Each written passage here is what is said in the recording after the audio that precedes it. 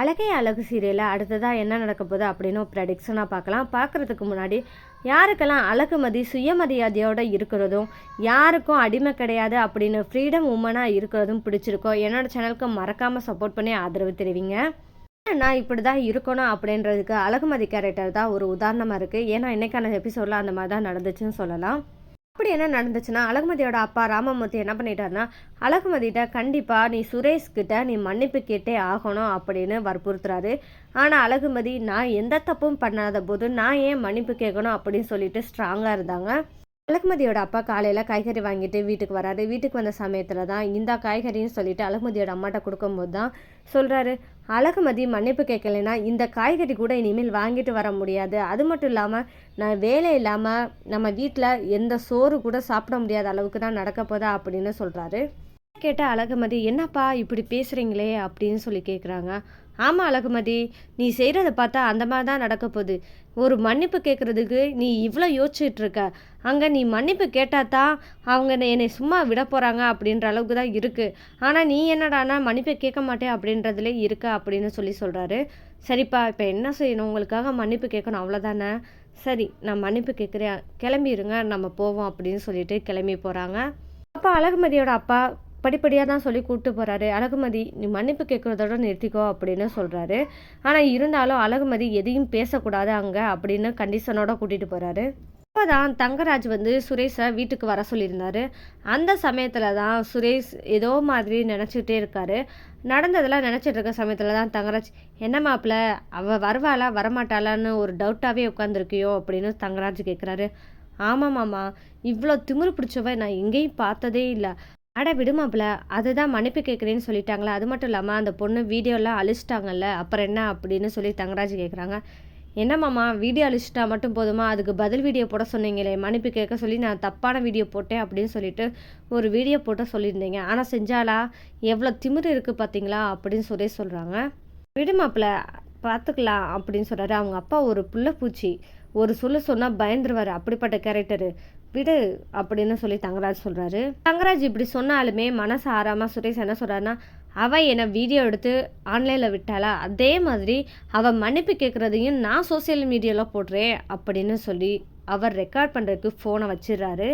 அந்த சமயத்தில் தான் அழகுமதியும் அழகுமதியோட அப்பாவும் வராங்க. அழகுமதி வீட்டுக்குள்ளே வந்ததுமே தங்கராஜ் என்ன கேட்குறான்னா, மன்னிப்பு கேளு சுரேஷ் கிட்ட அப்படின்னு சொல்கிறாரு. அதுக்கேற்ற மாதிரி சுரேஷ் என்ன பண்ணுறாருன்னா, கால் மேலே கால் போட்டு நீ உட்காந்துருக்காரு. இதை பார்த்தா அழகுமதி மன்னிப்பு கேட்பாளா அப்படின்னு சொல்லி பார்த்தா கண்டிப்பாக மன்னிப்பு கேட்க மாட்டாங்க. ஏன்னா யாராக இருந்தாலும் ஒரு தப்பு பண்ணாங்கன்னா அந்த தப்பை உணர்ந்து மன்னிப்பு கேட்டாங்கன்னா அந்த மன்னிக்கிறது தான் குணம். ஆனால் இங்கே அழகுமதி தப்பே பண்ணாத போது அவங்க ஏன் மன்னிப்பு கேட்கணும்? இந்த இடத்துலேருந்து சுரேஷோட கேரக்டர் எப்படிப்பட்ட கேரக்டர்னா, ஆம்பளைனா இப்படித்தான் இருப்பேன், இப்படித்தான் இருப்போம், நீங்கள் இப்படித்தான் அடங்கி போகணும் அப்படின்ற கேரக்டரை தான் காமிக்குது. இப்படிப்பட்ட ஆளுங்களுக்கு தான் நம்மலாம் பதிலடி வச்சுருப்போமே. பெண்ணானவ அப்படிப்பட்டவ கிடையாது, தப்பு பண்ணாமல் யாருக்கும் மன்னிப்பு கேட்க மாட்டா அப்படின்றத அவங்க உறுதி செய்கிற விதமாக அழகுமதி, நான் ஏன் சார் மன்னிப்பு கேட்கணும், பண்ணத தப்பெல்லாம் நீங்கள் தான், ஆனால் நீங்கள் அதெல்லாம் தெரிஞ்சுக்கிறாம புரிஞ்சுக்கிறாம என்னோட காலேஜில் என் ஸ்டூடெண்ட்டுக்கிட்டேயே நீங்கள் தகராறு பண்ணீங்க. அது மட்டும் இல்லாமல் உங்களை தேடி கம்ப்ளைண்ட் பண்ணால் ஒரு பொண்ணுன்னு கூட பார்க்காம இவ்வளோ தூரம் அசிங்கப்படுத்துனீங்க. அது மட்டும் இல்லாமல் இதையும் மீறி நீங்கள் வீடு தேடி என்னை மிரட்டிட்டும் போயிருக்கீங்க. தப்பு பண்ணதெல்லாம் நீங்கள், நான் ஏன் மன்னிப்பு கேட்கணும் அப்படின்னு சொல்லிட்டு ரொம்பவே போல்டாக பேசுகிறாங்க. இதை கேட்ட சுரேஷ் ரொம்பவே கோபம் அடைஞ்சிட்டாரு.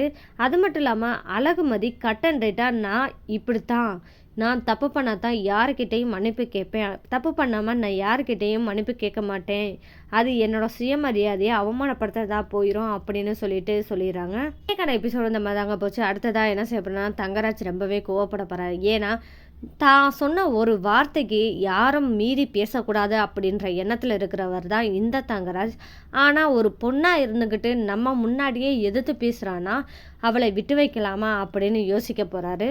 அந்த இடத்துல தான் சுரேஷுக்கிட்ட சொல்ல போகிறாரு, மாப்பிள்ளை நீ சொன்ன மாதிரி ரொம்ப திமிரு பிடிச்சவ தான், அடங்காத மாட்டையும் அடக்கிறவன் தான் ஆம்பளைன்னு சொல்லுவாங்க, அந்த ஆம்பளையா நீ இரு அப்படின்னு சொல்ல போகிறாரு. என்ன மாமா சொல்கிறீங்க? ஆமாம் மாப்பிள்ளை, நீ என்ன பண்ண போகிறேன்னா இனி அடுத்ததா நீ அவளை பழி வாங்கணும்னா இந்த மாதிரி பழி வாங்கக்கூடாது, நீ அவளை லவ் பண்ணுற மாதிரி நடித்து அவளை கல்யாணம் பண்ணி உன் கூடையே வச்சு அவளை அடக்கணும் மாப்பிள்ள அப்படின்னு சொல்லுவாங்க. என்ன மாமா சொல்கிறீங்க? உண்மைதான் மாப்பிள்ள, கல்யாணம் பண்ணி இருந்தால் தான் அவள் உனக்கு மதிப்பு கொடுத்து மரியாதை கொடுத்து அவள் அடங்கி போய் இருப்பா, அப்படிப்பட்டது தான் வேணும் அப்படின்னு தங்கராஜ் சுரேஷ்கிட்ட சொல்ல போகிறாரு. இதை கேட்ட சுரேஷ், சரிங்க மாமா, நீங்கள் சொன்னதுக்காக அவளை கல்யாணம் பண்ணுறேன் அப்படின்னு சொல்ல போகிறாரு. இது சாதாரண காரியம் கிடையாது. இனி இவ்வளோ பிரச்சனை நடந்ததுக்கப்புறம் அவங்க அப்பாட்ட நான் பொண்ணு கேட்டேன்னா கண்டிப்பாக அந்த பொண்ணு யோசிப்பா, இந்த பொண்ணை வேற மாதிரி தான் டீல் பண்ணணும் மாப்பிள்ள அப்படின்னு சொல்கிறாரு. எந்த மாதிரி மாமா அப்படின்னு சொல்ல போகிறான். நீ அவளை லவ் பண்ணுறது தான் பெஸ்ட்டான ஐடியா. லவ் பண்ணுற மாதிரி நடி. அவளே வாண்டடாக உன்னை கல்யாணம் பண்ணணும்னு ஆசைப்பட்டு வர அளவுக்கு நீ லவ் பண்ணிவிட்டு கல்யாணம் பண்ண பிறகு அவளை நீ படுத்துகிற டார்ச்சரில் ஏண்டா இவங்கிட்ட வச்சுக்கிட்டோன்னு நினைக்கணும். அளவுக்கு டார்ச்சர் பண்ணணும் மாப்பிள்ள. அப்போ தான் இந்த மாதிரி பொண்ணுங்களுக்கெல்லாம் ஒரு பாடமாக இருக்கும் அப்படின்னு சொல்லிட்டு தங்கராஜ் சொல்கிறாரு. சரி மாமா, நீங்கள் சொல்லிவிட்டு அதை செஞ்சிட வேண்டியதானே, நீங்கள் சொன்னால் மறுப்பு என்ன இருக்குது அப்படின்னு சொல்லிட்டு சுரேஷ் சொல்ல போகிறாரு. வர எபிசோடில் அழகுமதி சுரேஷை லவ் பண்ணுவாங்களா பண்ண மாட்டாங்களா அப்படின்னு பார்த்தா கண்டிப்பாக லவ் பண்ணிடுவாங்கன்னே சொல்லலாம். ஏன்னா இவங்க அந்த குடும்பத்துக்கு போனால் தான் சுரேஷுன்ற ஒருத்தனை மாற்ற முடியும் அப்படின்ற அளவுக்கு தான் போக போகிறாங்க. இந்த தருணத்துக்காக நீங்கள் காத்துட்ருக்கீங்கன்னா இன்னொரு சேனல் மறக்காமல் சப்போர்ட் பண்ணி ஆதரவு தெரிவிங்க. மீண்டும் சந்திப்போம்.